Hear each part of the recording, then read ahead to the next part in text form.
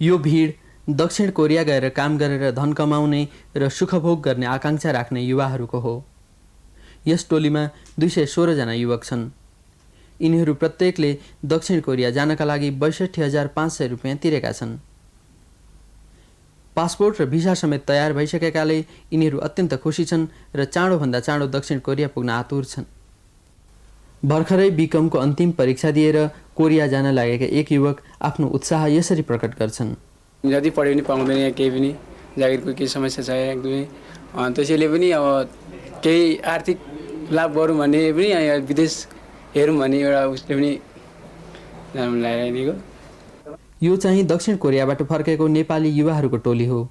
यिनीहरूले कोरिया जानका लागि 80,000 देखि 1 लाख रुपियाँसम्म रकम तिरेका थिए।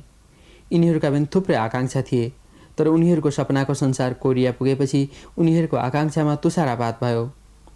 कोरिया जस्ता देशहरूमा पुगेर नेपालीहरूले सामान्यतया 3D अर्थात् डर्टी, डेन्जरस र डिफिकल्ट काम मात्र पाउँदा रहेछन् भन्ने कुरा उनीहरूले आफै अनुभव गरे। विदेशमा पुगेपछि नेपालीहरू के कस्ता परिस्थितिमा पर्छन् भन्ने विषयमा धेरै कारुणिक कथाहरू सुन्न पाइन्छन्। यी युवक अमृत गुरुङ हुन्। स्नातक तहको अन्तिम परीक्षा दिन छाडेर उनी रोजगारीका लागि कोरिया गएका थिए। त्यहाँसम्म पुग्न उनले झन्नै 1 लाख रुपियाँ ऋण लिएका थिए। यति ठुलो रकम खर्च गरेर आखिर उनले के पाए? 4 जनाले गर्नुपर्ने ठाउँमा 2 जनाले गर्दाखेरि काम साह्रै बिजी हुन्थ्यो। त्यो काम त्यसलाई रोलिङ मेसिन हुन्थ्यो। कपडालाई चाहिँ धुलो बनाएर कपास बनाउने मेसिन, हजुर पुरानो कपडा। अनि त्यो गर्दाखेरि त्यस्तै बेलुकाको काम सकिसकेको थियो। हाम्रो चाहिँ अब भन्नाले 5:45 बजेको थियो होला। त्यति बजेतिर चाहिँ म काम गर्दै थिएँ, आफ्नै धुनमा काम गरिरहेको थिएँ। अब कोरियनले पनि यता काम गरिरहेको थियो। अनि त्यो मेसिनमा चाहिँ अल्झन्छ कि त्यो कपडाहरू बर्ता भएपछि अल्झेपछि त्यसलाई अरू कुराले थुत्ने चाहिँ त्यहाँ औजारै थिएन। त्यो गर्दा हातले नै प्रयोग गर्नु पर्थ्यो। म गएदेखि त्यही काम गरिरहेको थिएँ। अनि काम गर्दा गर्दा गर्दा मैले 2टा पन्जा लगाएको थिएँ। काम गरिसकेपछि अनि सकेपछि हात जुत्ता हातै छैन, हात कति बेला गयो थाहै भन्थ्यो। दुर्गाबहादुर थापा कोरियाको किम्पो क्षेत्रको डकयोङ कम्पनीमा काम गर्दथे, तर उनी काम सुरु गरेको तेस्रो महिनामै दुर्घटनामा परे र उनको सपना भताभुङ्ग भयो। दुर्गाबहादुर थापा प्रेसमा अब अटोमेटिक थिएन, कम्प्युटर थिएन। अब आफूले प्रेस गरेर आउने थियो। त्यसमा ज्यादै पुरानो पनि थियो। त्योभन्दा पहिला पनि 1-2 पटक त्यो मेसिन अटोमेटिक गिर्थ्यो। त्यसो हुनाले मैले काम गर्दिनँ भन्दा नि अब मालिकले गइसकेपछि गर्नै पर्छ भनेर प्रेस दिन्छ र तिनीहरूको बानी चाँडो पनि गर्नुपर्छ भन्ने आफ्नो पनि फेरि विचार। चाँडै गर्नु पाए राम्रो हुन्थ्यो, मालिकलाई रिजाउन खुजाउनु पाए भन्ने त्यसैले काम गर्दा गर्दै भाइ मेसिनले अटोमेटिक त्यो जुन सामान राख्दाखेरि त्यसमा मेरो हात प्रेसमा चेपिहाल्यो। चेपेपछि तुरुन्त हस्पिटलमा लग्यो। जस 8-10 घन्टा मैले होस पाएन। अपरेसन भएपछि बेलुका 7:20 जाँदा एक्सिडेन्ट भएको। बिहान 10-11 बजे अपरेसन भएर 12-1-3 बजेतिर मैले होसमा पाएको थिएँ। त्यति बेला त मलाई अनुभव थियो मेरो औँलाबाट चाहिँ थोरै गयो होला भन्ने।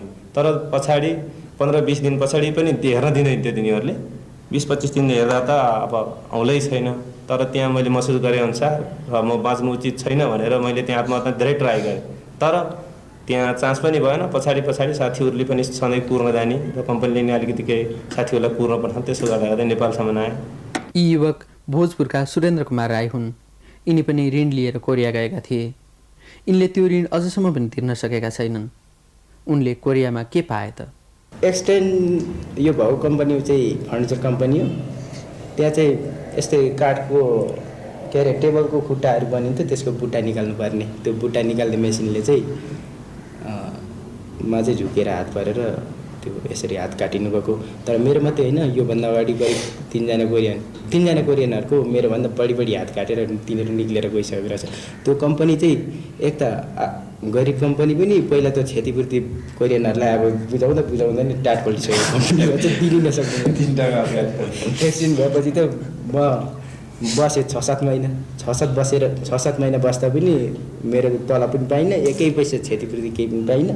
यसरी कोरिया पुगेर दुःख पाउनेहरूमा बेरोजगारहरू मात्र छैनन्, यहाँको स्थायी जागिर छोडेर जानेहरू पनि छन्।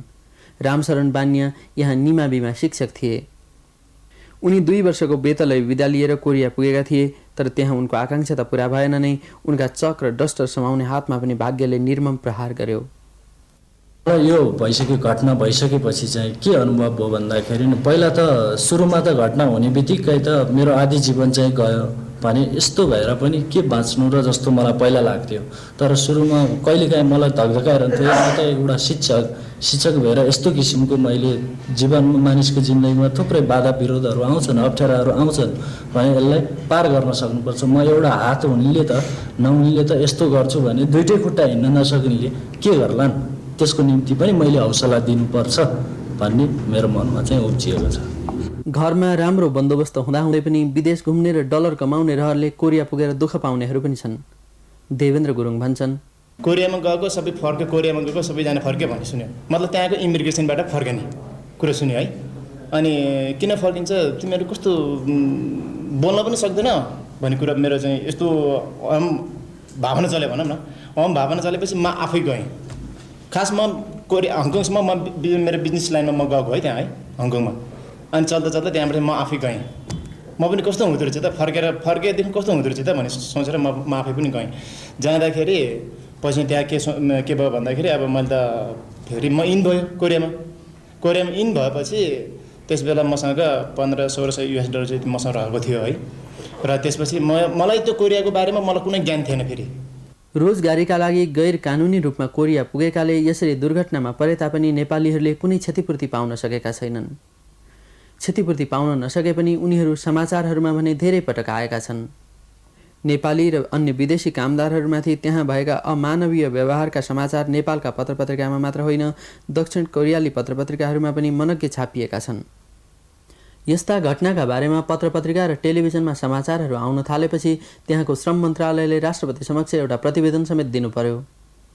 त्यहाँका राष्ट्रपति किम योङ सामले श्रम अधिकारीहरूलाई कडा निर्देशन दिँदै सार्वजनिक वक्तव्य समेत जारी गर्नुभयो। देश विदेशमा पर्याप्त चर्चा परिचर्चा भइसक्दा पनि श्री 5को सरकारले पनि यस विषयमा केही पनि जानकारी पाएन। परराष्ट्र मन्त्रालयका प्रवक्ता बद्री प्रसाद खनाल, खै मलाई त यो अफिसियल्ली आएको जस्तो लाग्दैन। अब किनभने कोरिया जाने पनि धेरै जसो आफ्नै च्यानलबाट वा प्राइभेट कम्पनीजहरूबाट मिलाएर गइरहेका हुन्छन् र पेपरहरूमा त मैले पनि पढेको हुँ यिनीहरूको यो प्रब्लम परेको छ उ छ भनेर। अब तर गैर सरकारी च्यानलहरूबाट भइरहेको हुनाले त्यो यत्तिकै प्रब्लम परेको छ वा यो भइरहेछ भनेर अहिले भन्न सक्ने स्थिति छैन। रोजगारीका लागि नेपालीहरू विदेश जाने क्रम युगौँदेखि जारी छ। पहिलो र दोस्रो विश्वयुद्धताका नेपालीहरू बहादुरीको प्रदर्शन र धन आर्जन गर्नका लागि विदेश जान्थे। तर हिजो आज नेपालीहरू केवल धन आर्जन गर्नका लागि कोरिया जस्ता देशहरूमा गइरहेका छन्। यहाँ यस्ता बेरोजगारहरू पनि छन् जो काम पाएर मात्र सन्तुष्ट हुँदैनन्, रातारात लखपति हुन चाहन्छन्। मैले आर्जन हेर्नुहोस् कुनै पेसामा पनि गर्न सकिनँ। कुनै पेसामा गर्न नसकेर म विदेशको पनि हुँ एउटा आर्थिक प्रब्लमले गर्दाखेरि। मैले धेरै पेसाहरू स्टुडियो गरेँ है, किराना पसलहरू थुप्रै मिलसिल राखेर गरेँ, तर पनि त्यसमा धेरै माइनस भएर म विदेशको हुँ। सन् 1980 को दशकदेखि नेपाली महिलाहरू पनि रोजगारीका लागि समुद्र पारका देशहरूमा जान थालेका छन्। पहिले घर गृहस्थीका काम र केही राम्रा मानिएका जागिरहरूमा सन्तुष्ट भइरहेका नेपाली महिलाहरूमा पनि अब डलरमा कमाइ गर्ने आकांक्षा बढ्न थालेको छ। कोरियाबाट हिरा थापा यस्तो अनुभव लिएर आएकी छन्। विदेशमा गएर त्यसरी 12-13 घन्टा दलेर अर्कोको उसमा खटेर काम गर्नु दुःख हुँदाखेरि आफ्नै देशमा गरौँ भनेर अहिले हामी आउनु बित्तिकै एउटा रेस्टुरेन्ट किनेछु। तर कतिपयले विदेश पुगेपछि झेल्नै नसकिने गरी दुःख कष्ट पनि पाउँछन्। त्यो सङ्कटपूर्ण समयको कथा उनीहरू यसरी सुनाउँछन्।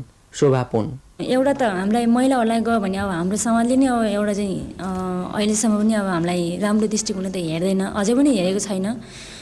त्यो चाहिँ त्यो समाजको भनाइ त हामीले छुट्टै खानु पऱ्यो भने त्यहाँ गएपछि पनि अब हामीलाई कुनै ठाउँमा चाहिँ नि के अरे व्यवस्थित ढङ्गले चाहिँ नि बस्ने ठाउँहरू हामीले नपाउनु, अनि फेरि काम गऱ्यो भने चाउले पैसा नदिनु, अनि बिरामी हुँदाखेरि पनि चाहिँ हामीलाई त्यति राम्रो व्यवस्थित ढङ्गले नराख्नु, अनि कम्पनीमा काम गर्दाखेरि चाहिँ नि अब कोरियन सर चाहिँ हामीले चाहिँ पाएनौँ किनकि एकदम लामो समयसम्म पनि हामीलाई दुःख दिनु, अनि धेरै समयसम्म काम लगाएर पनि पैसा नदिनु, यस्तै धेरै समस्याहरू चाहिँ हामीलाई भोग्नु पऱ्यो। स्वदेशी तथा विदेशी श्रम व्यवस्थापनको जिम्मा लिएर बसेको श्रम विभागको यस विषयमा के भनाइ छ त?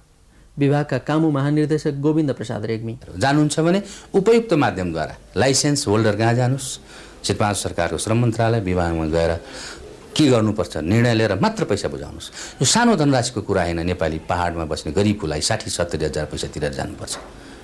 त्यस कारण त्यत्तिकै अभिभाराती जाने मान्छेको पनि छ भन्छु मैले। हामीले त नजानुहोस् भन्ने प्रचार गर्ने अब कोही जान्छ भनेदेखि त्यसरी ठगिन्छ भनेदेखि सरकारले के गर्न सक्छ तपाईँ नै बताउनुहोस्। हिजो आज नेपालीहरूलाई रोजगारीका लागि विदेश पठाउने वैदेशिक रोजगार संस्थाहरू प्रशस्त खुलेका छन्। यी मध्येमा कानुनी मान्यता पाएका संस्थाहरूको सङ्ख्या 31 छ। तर दर्तावाल संस्थाबाटै विदेश जानेहरूले पनि दुःख भने प्रशस्त पाएका छन्। नेपालीहरूलाई विदेश पठाउने संस्थाहरूमध्ये सबैभन्दा चर्चित र विवादास्पद लुम्बिनी ओभरसिज कम्पनीका निर्देशक बलबहादुर राणा। लक्ष्मी दाहाल भन्ने झापाको ऊ चाहिँ पहिला 28 महिना बसेर आएको मान्छेहरू छ। त्यो चाहिँ हामीले पहिले पनि कोरिया कोही गएको दाजुभाइ गएर आएको छ भने उनीहरू चाहिँ जानु पाउँदैन भनेर हामीले भनेको थियौँ। तर हामी अब भित्र पसेनौँ, हामी कोरिया गएर देखेनौँ। तर गएको चाहिँ हामीले झाडेर गयौँ। त गएपछि जब कम्पनीमा लगाएको 3 दिनमा उसले चाहिँ पहिला पुरानो कम्पनीमा जहाँ काम गरेको थियो त्यो बसलाई फोन गरेछ। फोन गरेपछि ओके आइज भन्नु, उसले आइज भनेपछि अरू 2 जनाहरू पनि लिएर ऊ हिँड्दियो। लिएर हिँड्दिएपछि अब त्यो त इलिगली थियो पहिला र जहाँ गए पनि हुन्थ्यो। अहिले लिगलीमा त जान पाइन्न नि त्यहाँ त भनेपछि उसले लिएर गएपछि पक्रा खाएपछि उसलाई सिधा फर्काइदियो।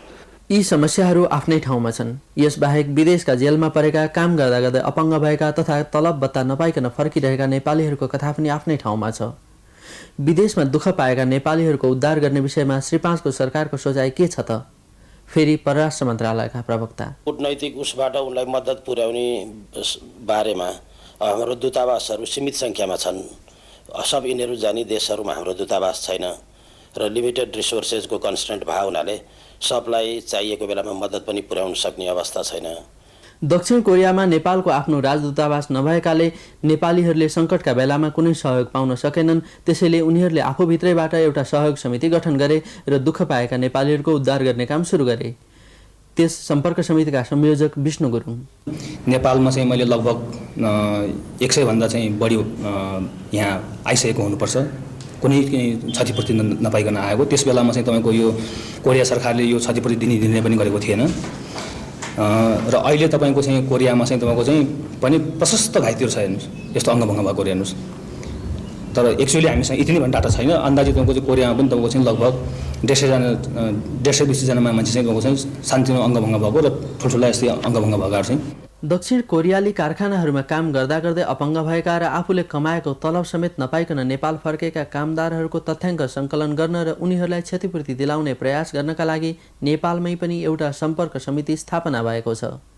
यसको कार्यालय 85 गेस्ट हाउस भोटे बहालमा स्थापना गरिएको छ। नेपाली सम्पर्क समिति नेपाल शाखाका संयोजक घनबहादुर गुरुङ।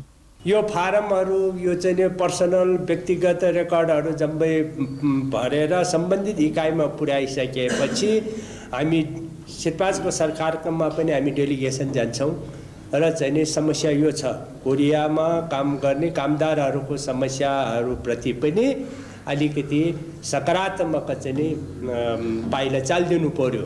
सम्बन्धित सरकारहरूसँग कुराकानी गर्नु पर्यो, वार्तालाप गर्नु पर्यो। अनि वार्तालापबाट चाहिँ समस्याहरू सुल्झाउँदै जानु पर्यो भनेर हामी श्री5 सरकारलाई त्यही किसिमको सुझावहरू दिने। दक्षिण कोरियाका मानव अधिकारवादी कार्यकर्ता किम जो ओ त्यहाँका नेपालीहरूको उद्धारमा सक्रिय छन्। उनी पेसाले वकिल हुन्। त्यहाँका कारखानाहरूमा काम गर्दा गर्दै अपङ्ग भएका नेपालीहरूलाई कोरियाली सरकारबाट क्षतिपूर्ति दिलाउनका लागि उनी सक्रिय रहेका छन्।